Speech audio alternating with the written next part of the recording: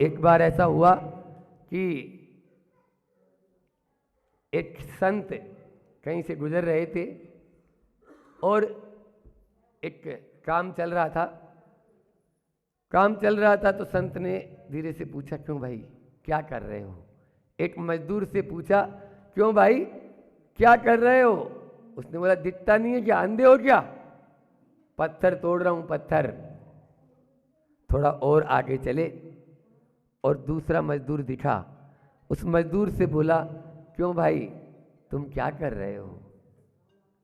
बस भगवान पेट पाल रहा हूं, अपने और अपने परिवार का पेट पाल रहा हूं।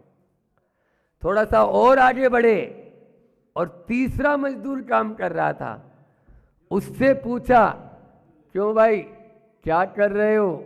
उसने जवाब दिया, पहले प्रणाम किया और संत को नमस्कार करते हुए बोला, बस अहोभाव से भरते हुए उसने कहा, यहाँ एक भगवान का भव्य जिनालय बनना है, भगवान का जिनालय बना रहा हूं, भगवान का मंदिर बना रहा हूं।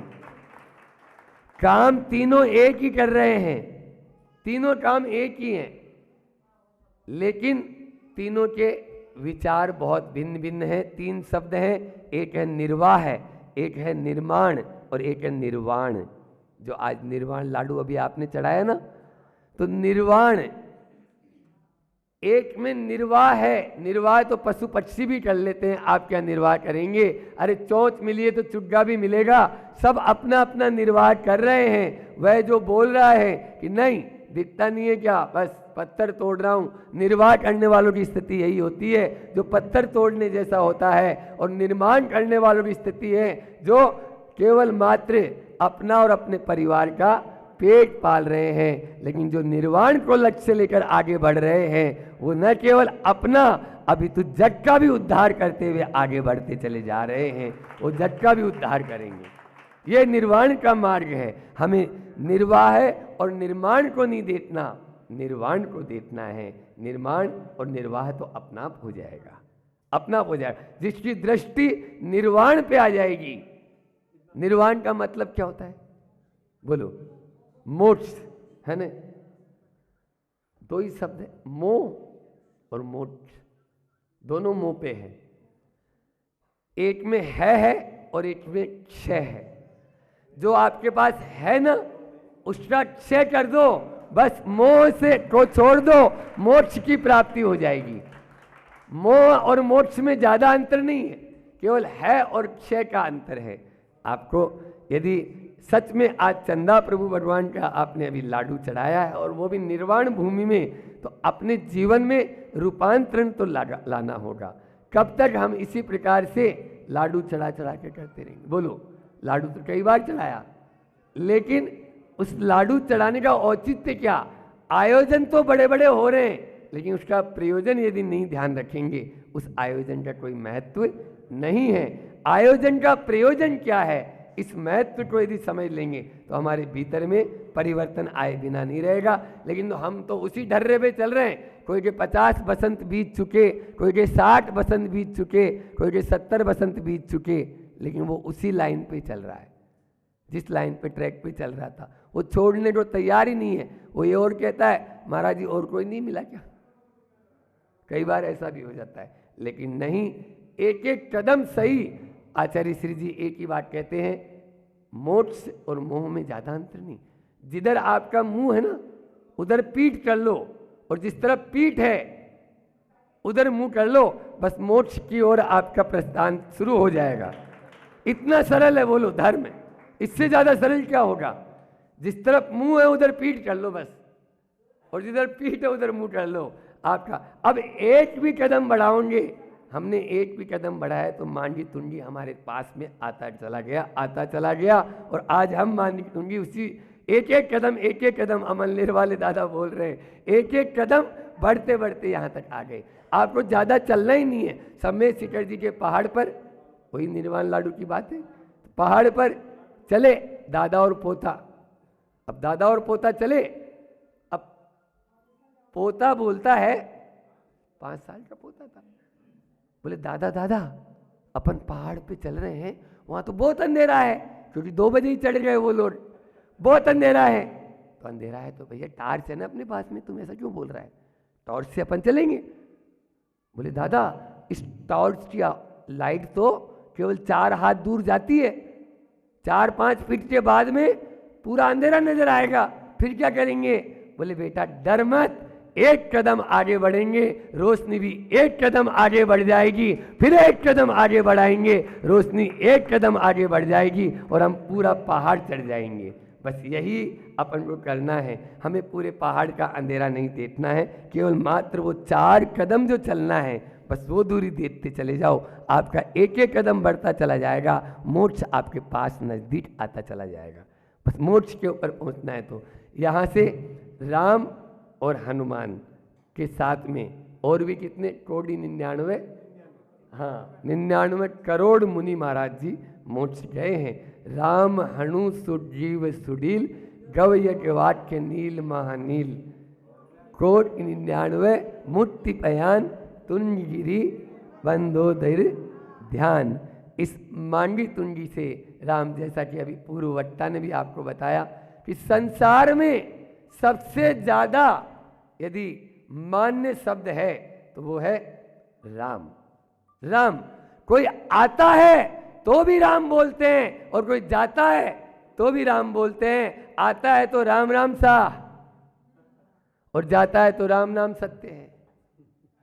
बोलो, राम का नाम ही ऐसा है जो आने पर भी अदब से लिया जाता है और जाने पर भी अदब से लिया जाता है, लेकिन हमें अपने उस राम का नाम लेने का औचित्य यही है, अपने आत्म राम की ओर ध्यान लगाना है। हमारे 24 तीर्थंकर हुए, उन 24 के 24 तीर्थंकर का भी यदि अपन संयुक्त रूप कर लें तो राम हो जाएगा। कैसे? ऋषभ देव का र ले लो, ऋषभ देव का र और महावीर का मैं, और दोनों को मिला दो, राम हो जाएंगे। ऋषभ देव से महावीर तक पूरे राम में समाहित है।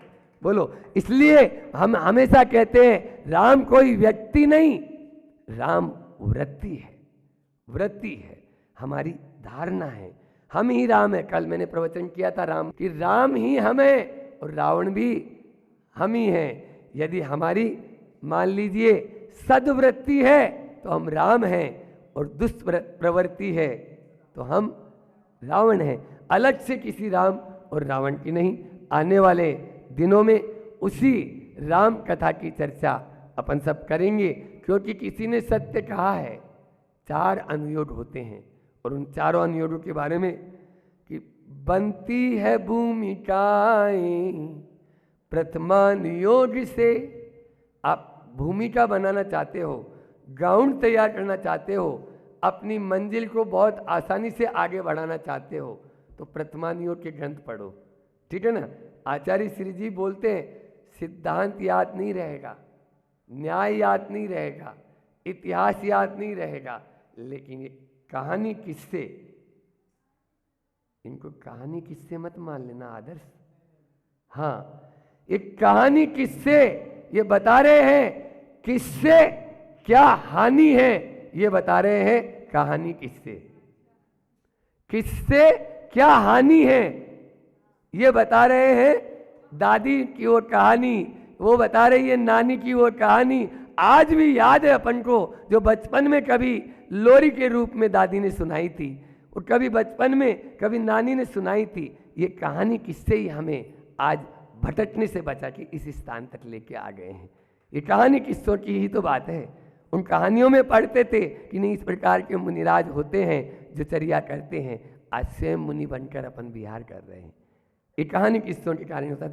तो बनती है भूमिकाएं प्रथमानुयोग से और पटती है पात्रताएं करुणानुयोग से। करुणानुयोग से पात्रता पटती है अपनी, और आती है योग्यताएं चरणानुयोग से। आती है योग्यताएं चरणानुयोग से, तब आत्मा झलकती है अपने भीतर द्रव्यानुयोग से। तब आत्मा झलकती है अपने भीतर द्रव्यानुयोग से। उस द्रव्यानुयोग को, अध्यात्म को हमें प्राप्त करना है, आचार्य कुंद कुंद को समझना है। तो यहाँ बगल में समय सार दबाने से कुछ नहीं होगा। हाँ, एक बार आचार्य श्री जी ने जयपुर में आचार्य श्री जी के पास में एक व्यक्ति आया और बोला, आचार्य श्री जी, आचार्य श्री जी। बोले हाँ बोलो। आचार्य श्री जी। बोले बोलो ना। मैंने 108 बार समयसार पढ़ लिया। उसने क्या बोला? मैंने 108 बार। आचार्य श्री जी ने ऊपर से नीचे तक 2 बार देखा। बोले मैंने तो 1 ही बार पढ़ा है। आचार्य श्री जी ने बोला मैंने तो 1 ही बार पढ़ा है, बस 1 बार ही पढ़ लेंगे तो वो धन्य हो जाएगा। 108 बार पढ़कर भी यदि 1 कदम आगे नहीं बढ़ा पाएंगे, निर्वाण की तो बात बहुत दूरी है, निर्माण भी नहीं कर पाएंगे हम जीवन का। समझ में आ रहा है? तो इसलिए जो पढ़ रहे हैं उसको गढ़ना भी जरूरी है। एक एक कदम ही हम चलें, तभी हम उस राम को अपने भीतर प्रतिष्ठापित कर पाएंगे। अभी कल से जैसा आप लोगों को बताया गया, अष्टानी का पर्व शुरू हो रहा है। क्यों अशोक जी? अष्टानी का महापर्व, पर्व नहीं, ये महापर्व है। आप लोग सब उसी मानसिकता को, सबके चेहरे बता ही रहे हैं, उसी मानसिकता को लेकर यहाँ पर बैठे हुए हैं कि कल से संस्कृत का वह मूल विधान इस पावन धरा पर होने जा रहा है। मैं रामायण में जो पद्म पुराण है अपना, उस पद्म पुराण में 1 नहीं, 2 नहीं, 3 नहीं, 4 नहीं, 5 जगह अष्टानी का महापर्व का उल्लेख आया है। आपने पद्म पुराण पढ़ा? पढ़ा तो है महाराज जी, लेकिन याद नहीं है। इसीलिए हमने राम कथा को कहने का भाव बनाया है। अष्टानी का महापर्व का क्या महत्व है, ये हमने एक छोटी सी पुस्तिका भी निकाली थी उस समय पहले, कि पद्म पौराणिक कहानियाँ, पद्म पुराण पर छोटी छोटी कहानियों की इसमें लगभग 150-200 कहानियाँ जो पद्म पुराण से रिलेटेड है। और उसमें जैन रामायण और अन्य 300 प्रकार की रामायण में क्या अंतर है, ये डिफरेंस भी इसमें दिया। हमें व्यापकता से सोचना है। जैसा अभी बताया कि केवल राम के 2 रूप हैं, एक है मर्यादा पुरुषोत्तम राम और दूसरे हैं सिद्ध पुरुष भगवान श्री राम। ठीक है ना? इन दोनों को देखें। मर्यादा पुरुषोत्तम श्री राम का चारित्र भी आप देख लें और सिद्ध पुरुष भगवान श्री राम का वर्णन भी देख लें। ये आपको केवल और केवल मात्र पद्म पुराण के माध्यम से ही मिलेगा। इसलिए हमें उदार मना होकर उसको भी सोचना है, उसको भी देखना है। यहाँ पर अष्टानी का पर्व का किन किन पर्वों सर्गों में आया है, तो सबसे पहले अपना 8वां जो सर्ग है, इसका 8वें सर्ग में हरिसेन चक्रवर्ती हुए। उन हरिसेन चक्रवर्ती ने जब दिग्विजय यात्रा प्रारंभ की, उस दिग्विजय यात्रा प्रारंभ के पहले उनकी माँ का एक सपना था कि विमान उत्सव निकले और अष्टानिका में बहुत बड़ा आयोजन हुए। तो अष्टानिका में विधान किया और फिर विमान उत्सव निकाला और जिन मंदिर का निर्माण किया, फिर हरिसेन चक्रवर्ती ने, जो 12 चक्रवर्ती होते हैं काल में, उन 12 चक्रवर्ती में हरिसेन चक्रवर्ती ने दिग्विजय यात्रा प्रारंभ की। ये वहाँ पर वर्णन 8वें सर्ग में आया। फिर 22वें सर्ग में जो अयोध्या है, उस अयोध्या में वैसे तो जितने भी राजा बने, दशरथ हुए, राम हुए और भी सब राजा मुक्ति को प्राप्त किए। समझ में आ रहा है? दीक्षा ली और स्वर्ग या मोक्ष गए। लेकिन एक राजा सौदास हुए हैं, राजा सौदास, अनरण्य के पुत्र। वो सौदास मांस खाने का लोलुपी हो गए। अब अष्टानिका में मांस के ऊपर प्रतिबंध था, कोई मांस पका नहीं सकता, कोई ला नहीं सकता, कोई बेच नहीं सकता, कोई भी खा नहीं सकता। अब लेकिन उसको मांस चाहिए, रसोईया को चुपचाप बुलाया। मांस कहाँ से लेके आए? एक सद्यजात बालक शमशान में कोई गाड़ के गया। अब गाड़ के गया और उसको निकाला और निकाल के उसको पका के दे दिया। बस वहाँ से वो राजा सौदास ने मांस का भक्षण किया, अष्टानिका में उसका काला मुंह किया और बाहर निकाल दिया। जनता ने उसको राजा स्वीकार नहीं किया। अभी समय उतना नहीं है, इसकी फिर कहानी और सुनाएंगे। फिर उसके बाद में 29वें सर्ग में दशरथ जो राजा हुए हैं, उन्होंने आषाढ़ की अष्टानिका, आषाढ़ मास की जो अष्टानिका आती है, उसमें बहुत बड़े विधान का आयोजन किया और आयोजन करके चारों रानियों को गंधोदक भिजवाया। जो समापन हुआ पुण्याह वाचन, उसका गंधोदक चारों रानियों को भिजवाया और उसमें सब रानियों के पास में, 3 रानियों के पास में दासियां गई और एक रानी के पास में जो बुजुर्ग दास था, कंचुकी बोलते हैं, वो गया, खोजा तो टाइम लग गया। अब तीनों रानियां गंधोदक ले ली और एक रानी नहीं ले पाई, वो नाराज हो गई, ऐसा क्यों किया मेरे साथ में, और पहले उनको दे दिया, मुझे नहीं दिया। इस प्रकार से वह नाराज हुई। तब राजा ने समझाया कि नहीं, चलो हम गंधोदक तुम्हें देते हैं, तुम ले। तो ये महत्व है अष्टानिका महापर्व का। गंधोदक भी इतना अति पवित्र, वैसे तो गंधोदक पवित्र ही होता है, लेकिन अलग से यानी पूरे के पूरी रानियों के रंग महल में भिजवाया। और फिर उसके बाद में 68वें सर्ग में भी आया कि जब युद्ध चल रहा था राम और रावण का, वो युद्ध चल रहा था, उसमें अष्टानिका पर्व आ गई, फागुन की अष्टानिका इसी समय। अब पहले ऐसा नहीं होता था कि युद्ध चल रहा है तो रात में भी चले और कभी भी चले, है ना। पहले टाइमिंग होती थी, सूर्यास्त हो गया, शंखनाद हुआ, बस बंद, सुबह होगा सूर्योदय, तब युद्ध होगा। इसी प्रकार से यहाँ पर वह युद्ध की विराम हुआ और अष्टानिका पर्व में रावण ने शांतिनाथ मंदिर में अपने जिनाले में सिद्ध चक्र महामंडल विधान किया। ये उस पद्म पुराण में लिखा हुआ है। इस प्रकार से एक नहीं 5 जगह हमने आपको बताया कि यह सिद्ध चक्र महामंडल विधान या अष्टानिका पर्व का महत्व होता है। हमें निश्चित रूप से अष्टानिका के उस पर्व की महत्ता समझनी चाहिए और निर्वाण क्या होता है, निर्वाण क्यों होता है, निर्वाण कब होता है और निर्वाण कैसे होता है, इसको ही द्रव्य, क्षेत्र, काल और भाव। हमारे यहाँ कोई भी काम किया जाता है तो द्रव्य, क्षेत्र, काल और भाव से ही किया जाता है। यह महान अनुष्ठान जो इस पावन धरा पर आप सब मिलकर करने जा रहे हैं, उसका उद्देश्य भी एक ही होना चाहिए, कोई लौकिक उद्देश्य नहीं। केवल और केवल मात्र यही उद्देश्य हमारा रहे कि नहीं, बस इस जन्म में ना सही, बस जब भी मुझे मुक्ति की बस प्राप्ति हो जाए। जन्म और मरण, जन्म और मरण तो अनेकों बार लिया है और किया है, लेकिन अब हमें आगे बढ़ने के लिए अपना वह करना चाहिए, तभी हमारी यह राम कथा सार्थक होगी। कल से आपको राम कथा भी साथ साथ में मिलेगी और अष्टानिका का जो साथ में महत्व है वो भी हम इसमें बताते चले जाएंगे। आज तो अभी इतना ही रखते हैं, समय भी आप लोगों का पूरा हो गया है।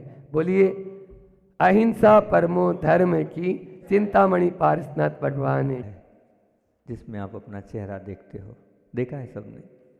वो जो आईना होता है, जैसे आप हो, अगर आपके चेहरे पर दाग है तो वो दाग ही दिखाएगा ना, वो ऐसा तो नहीं है कि उसमें दाग नहीं आएगा। निश्चित तौर से जो आपका स्वरूप है वह स्वरूप उस आईने में झलकेगा। अब अगर उस दाग को साफ करना है तो पहले अपने अंदर से दाग साफ करना होगा, तभी वो आईना, उस आईने से वो दाग साफ होगा। इसी प्रकार से हमारे अंदर अगर बुराइयां हैं, हमारे अंदर दोष हैं, तो निश्चित मान के चलना, हम जब दुनिया को देखेंगे तो वो जो चश्मा अगर बुराई का हमने पहन रखा है तो पूरी दुनिया हमें बुरी दिखेगी। अब पूरी दुनिया को और अपने को अच्छा बनाना है तो पहले वो बुरा चश्मा हमें निकाल के रखना पड़ेगा, तभी हम अच्छे बन पाएंगे। तो ये टाकर खेड़ा गांव का नाम है। इस टाकर खेड़ा के ऊपर हमने कुछ सोचा, अभी हलवा आपके सामने हम रखते हैं। टाकर खेड़ा क्या कह रहा है? टाकर खेड़ा का टा कह रहा है टालना हो तो अच्छे से टालो बुराइयों को। टाकर खेड़ा का टा कह रहा है टालना हो तो अच्छे से टालो बुराइयों को, और का कह रहा है करना हो तो अच्छा करो बुरा नहीं, करना हो तो अच्छा करो बुरा नहीं। और र कह रहा है रखना हो तो अच्छा ही रखो बुराई नहीं, रखना हो तो अच्छा ही रखो बुराई नहीं। खे क्या रहा है, खेलना हो तो अच्छे खेल खेलो बुरे नहीं, अच्छे खेलना हो तो अच्छे खेल खेलो बुरे नहीं। और डा कह रहा है कि डालना हो तो अच्छे संस्कार डालो बुरे नहीं। यह आपका टाकर खेड़ा कह रहा है, इस पर अपन चर्चा करेंगे। जिसने जीवन में बुराइयों को टाला है, टालने पर चर्चा चल रही है। टालना मतलब क्या, अलग करना, दूर करना। जिसने जीवन में बुराइयों को टाला है उसने ही कर्मों के अटाले को साफ किया है।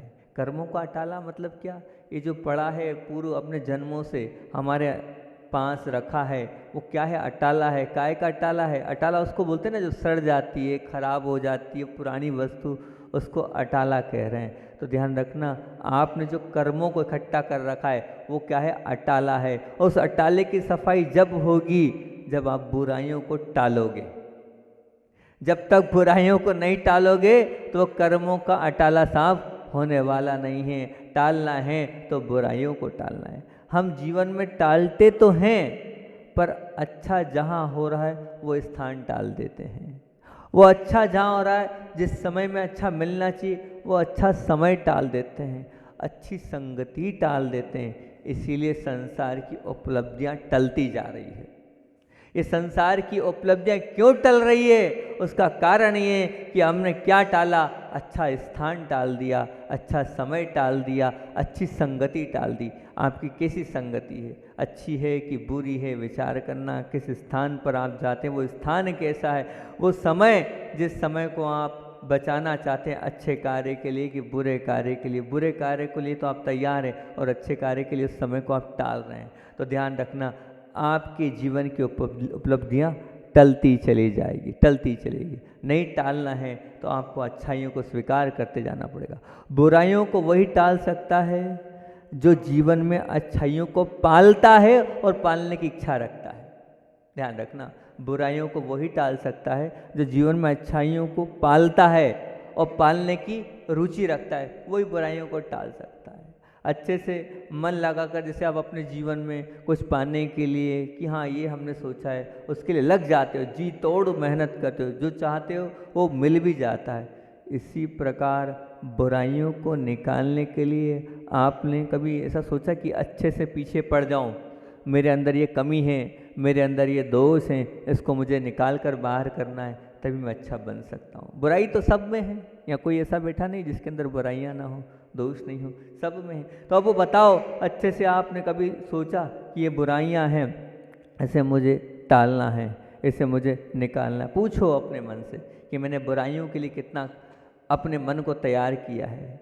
अपने मन को तैयार जब तक हम नहीं करेंगे, जब तक हम उसे प्रेशर नहीं देंगे, तब तक बुराइयां निकलने वाली नहीं है। और बुराइयां हमारे जीवन का अंग बन जाएगी। फिर वो बुराइयां, हमें बुराइयां लगेगी ही नहीं, वो लगेगा जीवन ही है हमारा। तो ये तो आप स्वीकार करते हो ना, बोलो सबके अंदर बुराइयां हैं कि नहीं, दोष है कि नहीं।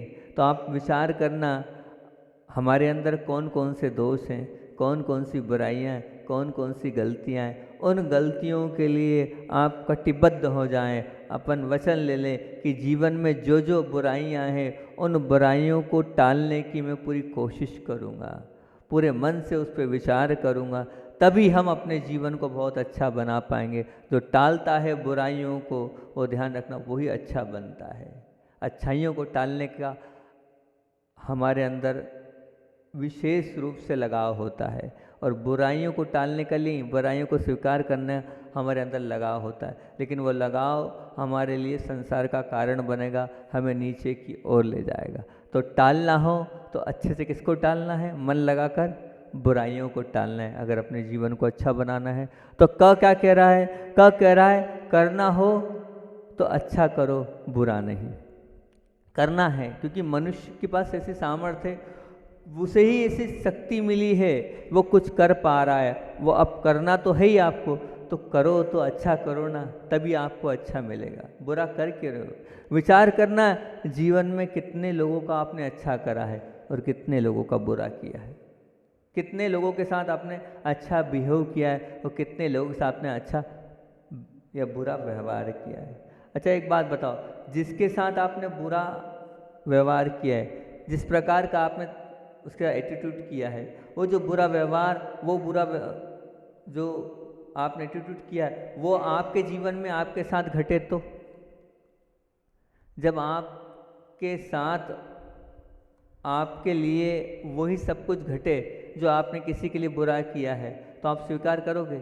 जब दूसरों के लिए स्वीकार नहीं है तो अपने लिए वो कैसे स्वीकार हो रहा है? विचार करना आप इस विषय पर कि जब हम जो दूसरे के लिए हमने बुरा किया है वो अगर हमारे साथ होगा तो हम उसे एक्सेप्ट नहीं कर सकते हैं, तो हम बुरा करें ही क्यों? हम हमेशा अच्छा ही करें, क्योंकि बुराई कभी अच्छा ही नहीं मिली है। बुराई से कभी अच्छा ही नहीं मिली है। इसलिए अच्छापन चाहते हो तो बुरापन छोड़ना होगा। अच्छापन की चाह अंदर है, लगन अंदर है, तो क्या करना पड़ेगा? आपको अंदर से अपना बुरापन छोड़ना पड़ेगा। बहुत अच्छी बात बताता हूँ कि अच्छा करने वाले के जीवन में कहीं बुरा होता नहीं। ध्यान से सुनना बात को। अच्छा करने वालों के जीवन में कोई बुरा होता नहीं। अगर मान लो होता भी है, हो भी गया, तो टिकता नहीं। और अगर टिकता भी है, वो टिक भी जाता है, तो वो कोई परेशान नहीं होता है, क्योंकि उसने कभी किसी को परेशान नहीं किया, इसलिए वो बुरा टिक भी गया है। वो बुरा उसके जीवन में सहज रूप से निकल जाता है। बहुत सारे लोग होते हैं, बीमार तो होते हैं, लेकिन वो बीमारी ऐसे ही निकल जाती, पता ही नहीं चलता, कष्ट का अनुभव ही नहीं होता है। क्यों? क्योंकि उन्होंने किसी का बुरा किया नहीं है। तो बुरा अगर आप करोगे नहीं, तो अगर कोई बुराई आपके जीवन में आ गई, कुछ गलत आ भी गया, तो कभी आपको परेशान नहीं करेगा। बुरा करने के बाद हर व्यक्ति पछताता है, रोता है, परेशान हुआ है, दुखित हुआ है, फिर भी क्यों हम बुरा करते हैं? एक बहुत बड़ी प्रश्न चिन्ह की बात है। क्योंकि आप विचार करना, आपने कभी बुरा किया है तो बुरा करने के बाद आप पछताई होंगे, आप रोई होंगे, आपको दुख का ही अनुभव हुआ होगा, पक्का है ना? कभी भी आप ऐसा तो नहीं कि खुश हुए हैं बुरा करने के बाद, कभी नहीं। फिर क्यों? फिर हम क्यों बुरा कर रहे हैं? बुरापन जो है जीवन में एक प्रकार का खुरदरापन लेकर आता है। अच्छापन जीवन में मुलायमपन लेकर आता है। बताओ, खुरदरापन अच्छा है कि मुलायमपन? कौन सा पन अच्छा है? मुलायमपन अच्छा है ना। दांतों में खुरदरापन होता है, कड़कपन होता है, और जीभ में मुलायमपन होता है, लेकिन आखिरी तक, जीवन के अंत समय तक दांत टिकते हैं कि जीभ टिकती है? जीभ टिकती है। तो वो मुलायम है इसलिए टिकी हुई है। अगर आपको खुरदरा बनना है, कड़क बनना है, तो फिर आप ये मान के चलना, आप बहुत जल्दी इस संसार से आप निकलते चले जाएंगे। अपने आप को बचा के रखना है तो मुलायम बनना पड़ेगा आपको सॉफ्ट बनना पड़ेगा। और सॉफ्ट जब भी बनोगे, कब बनोगे? जब आप अच्छाइयों की तरफ देखते चले आओ। बस अपने जीवन में लक्ष्य बना लो। क्या बना लो? कि मुझे सबके साथ क्या करना है? अच्छा करना है, किसी के साथ भी बुरा नहीं करना है। जिसने अच्छा किया है वही अच्छाइयों की शिखर पर पहुंचा है, और जिसके मन में बुराई करने के भाव बैठे हैं, ये मान के चलना उसका जीवन भी बुरा होता चल जाता है। और तीसरी बात क्या है? रखना हो तो किसको रखना है? अच्छाई को रखना है, बुराई को नहीं। रखना हो किसको रखना है? अच्छाई को रखना है, बुराई को नहीं। संसारी प्राणी अच्छाई को नहीं रखता है, हमेशा अपने पास बुराई को सजाकर संवार कर रखता है, इसलिए परेशान है। ये परेशानी का कारण क्या है पता है? परेशान क्यों है संसारी प्राणी? क्योंकि वो किसको रखता है संभाल कर? बुराइयों को रखता है संभाल कर, अच्छाइयों को वो संभाल कर नहीं रख रहा, इसलिए वो परेशान है, चिंतित है। जब आप एक बात, जब हम घर में, हमारे जो घर होता है उस घर में हम क्या करते हैं? अच्छी वस्तु को सजाते हैं, बिल्कुल है ना। सजाने के लिए क्या होता है? अच्छी वस्तु को सजाते हैं। लेकिन मन को सजाने के लिए क्या है? हम बुरी बातों को रख कर क्या कर रहे हैं?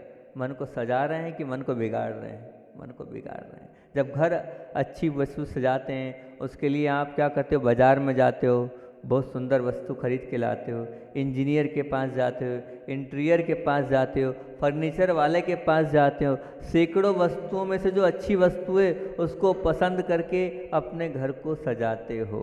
वो घर तो क्या है, वो घर है, लेकिन अपने मन को सजाने के लिए क्या कर रहे हो आप? अपने मन को सजाने के लिए आप बुराइयों को, दूसरे के दोषों को रख रहे हो? नहीं।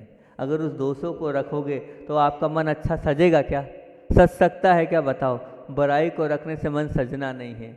मन क्या होगा? मन खराब होता चला जाएगा। मन तो खराब ही होगा ना, है ना? फिर क्यों आपने बुराई से अपने मन को सजा रखा है? बताओ, दूसरों की बुराइयों को आपने मन में रख रखा है ना? रखा है ना? रखा तो है। ऐसा तो कोई भी नहीं कि जो दूसरे की बुराई को मन में नहीं रखा है। तो बुराई को अगर मन में रखोगे तो आपका मन सजने वाला नहीं है। धर्म मार्ग कहता है रखना तो कुछ चाहिए ही नहीं।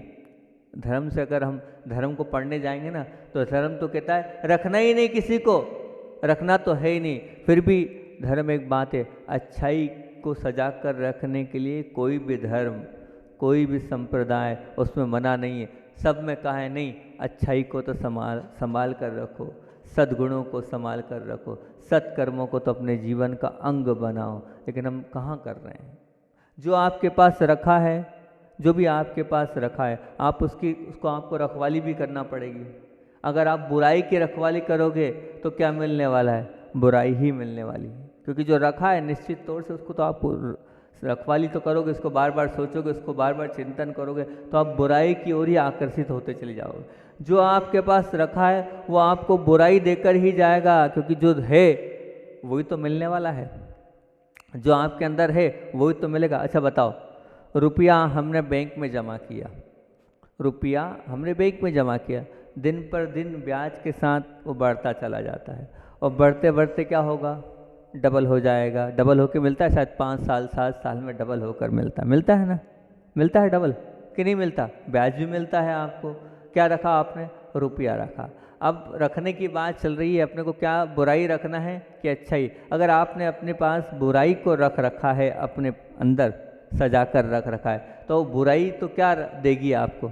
बुराई ही देगी ना। जब रुपया देता है, जब रुपया देता है, जब पैसा डबल होकर मिलता है, जब उसका ब्याज मिलता है, तो ध्यान रखना जो आपने बुराई रख रखी है उससे क्या मिलेगा आपको? बुरा ही मिलेगा ना। जितने समय तक आप बुरे को रखोगे उतनी बुराई आपके जीवन में बढ़ती चली जाएगी। जैसे आपने जितना समय तक वो फिक्स डिपॉजिट में 5 साल 10 साल में डबल होता है, अब वो बुरापन आपके जीवन में जितना हो रहा है उतना वो बढ़ता चला जाएगा, बढ़ता चला जाएगा। बुरापन बुराई को ही देगा, ये मान के चलना। और दूसरी बात आपसे मैं पूछता हूँ, बताओ, किसी ने मान लीजिए आपके सामने, आपके जीवन में किसी ने 10 बार अच्छा किया। ध्यान दो इधर मैं क्या पूछ रहा हूँ। किसी ने आपके जीवन में 10 बार अच्छा किया और कंडीशन के कारण, किसी वजह के कारण आपके साथ एक बार आप जैसा चाहते थे वैसा नहीं किया, तो क्या बताओ, आप उसकी अच्छाई को याद रखते हो कि बुराई को? किसी ने आपके साथ जीवन में बहुत बार, गिनती मान लो 10 बार अच्छा किया, और एक बार अगर उसने आपके साथ कुछ बुरा कर दिया, तो आप उसकी बुराई को याद रखते हो कि अच्छाई को? वो 10 बार की अच्छाई भूल गए। एक बार की जो बुराई है वो आपके हृदय में विद्यमान है, आपने बुराई को बिल्कुल सेव करके रख लिया है, पर वो अच्छाई है उसको आप भुला गए। मतलब कितनी बड़ी गलती है आपके अंदर की ये, कि आप अच्छाई को तो भुला गए और जो बुराई है उस बुराई को आपने याद रखा है। ये क्या है? कभी विचार करना, किस कारण किसी आपको सामने वाले से अपेक्षा तो है, लेकिन वो अपेक्षा की पूर्ति नहीं हुई, तो क्या हुआ? उसकी सामने वाले की क्या मजबूरी थी? अगर अपने जीवन को ऊपर उठाना है, अगर अपने जीवन को ऊंचा उठाना है, तो ध्यान रखना, टाइम पास करने के लिए ऐसा खेल मत खेलना जिससे जीवन अपना नीचे गिरे। एक और बात याद है, पूरा जीवन आपका एक जरा सी गलती के कारण, एक जो जुआ है, ये जो गलत शौक है, ये एक आग है, इस आग के कारण आपके जीवन को पूरा बर्बाद और जला कर रख सकती है। जो आजकल के छोटे बच्चे हैं और टाइम पास करने के लिए गेम खेलते हैं, वो जो गेम खेलते हैं वो मोबाइल में चलता हैगा गेम, और उसमें चलता है वीडियो गेम खेलते हैं। उस गेम में क्या होता है? तो बोले वो वीडियो गेम में मार काट होती है। अब जब वो मार काट वाले गेम आप टाइम पास करने के लिए खेल रहे हो, जो वो मार काट वाले भावों के साथ आप दिन भर लगे हो, तो बताओ वो क्या अंदर विचारधारा आपके अंदर नहीं आएगी?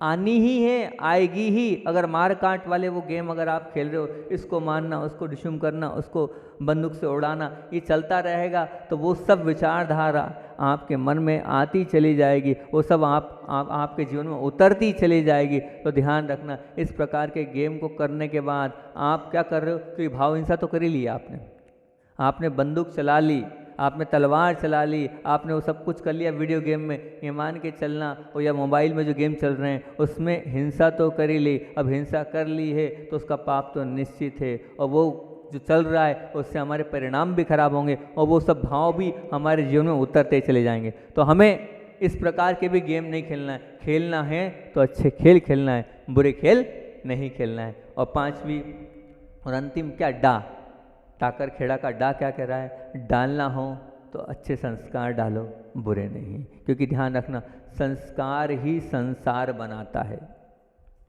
संस्कार ही संसार बनाता है। आपका संसार, संस्कार जो आपका संसार है वो संस्कार ही बनाएगा। तो संस्कार से ही संस्कृति का संरक्षण होता है, और संस्कार से ही आपका स्वरूप निश्चित होता है, समाज का स्वरूप निश्चित होता है। अच्छे संस्कारों को देने के लिए, अच्छे संस्कारों को प्राप्त करने के लिए आपको भी जागरूक होना चाहिए, और यहाँ का जो शिक्षक वर्ग है उसे भी जागरूक होना चाहिए कि हम जितने अच्छे संस्कार दे सकें उतनी अच्छी बात है, कि उतना अच्छा हैगा। वो हम एक बहुत अच्छा सा छोटा सा उदाहरण देते हैं शिक्षकों के ऊपर, और अपनी बात को विराम देंगे। एक शिक्षक थे, वो पहले उनके बाल भी बहुत बड़े बड़े रहते थे, चश्मा भी लगाते थे, केप भी लगाते थे, और जब भी कहीं कोई पहली फिल्म आती थी, फर्स्ट डे फर्स्ट दो, क्या पहला बोलते ना, पहला शो पे वो कहीं भी घूमने जाते थे, बेल्ट, शूटिंग शटिंग बिल्कुल सब में रहते थे वो।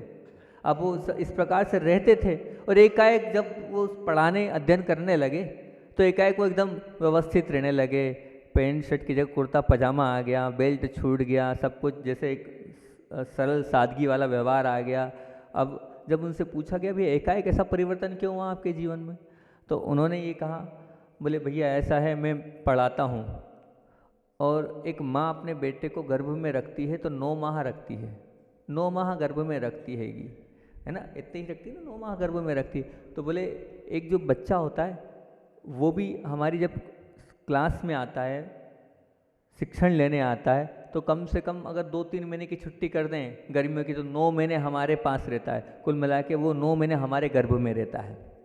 तो और उस माँ के गर्भ में तो एक बच्चा रहता है, लेकिन हमारे गर्भ में 30, 35, 40, 50 बच्चे रहते हैं। तो 50 बच्चे हमारे गर्भ में हैं, तो माँ इतना ध्यान एक बच्चे के लिए रखती है। इसलिए मैं मेरा ध्यान रखता हूँ कि मैं मेरे संस्कारों के कारण कहीं वो बच्चा असंस्कारित नहीं हो जाए, इसलिए पूरा ध्यान रखता हूँ कि मेरे भविष्य से 50 बच्चों का भविष्य टिका है। तो मैं संस्कारवान रहूँगा तो बच्चे संस्कारवान रहेंगे। इस भाव के साथ मैं संस्कार अपने अंदर ऐसे रोपण कर रहा हूँ कि बच्चों को अच्छा संस्कारित कर सकूँ। तो ये ध्यान यहाँ के शिक्षक वर्ग तो दे ही रहे हैं, और दें तो बहुत अच्छी बात है। तो इन 5 बातों को ध्यान रखना। ट से कहा है टालना हो तो अच्छे से टालना है किसको, बुराइयों को। और क से कहा है करना हो तो अच्छा करो, बुरा नहीं। और र से रखना हो तो अच्छा ही रखो, बुराई नहीं। और खे से खेलना हो तो अच्छा खेल खेलो, बुरा खेल नहीं। विद्यासागर जी महामुनि राज की।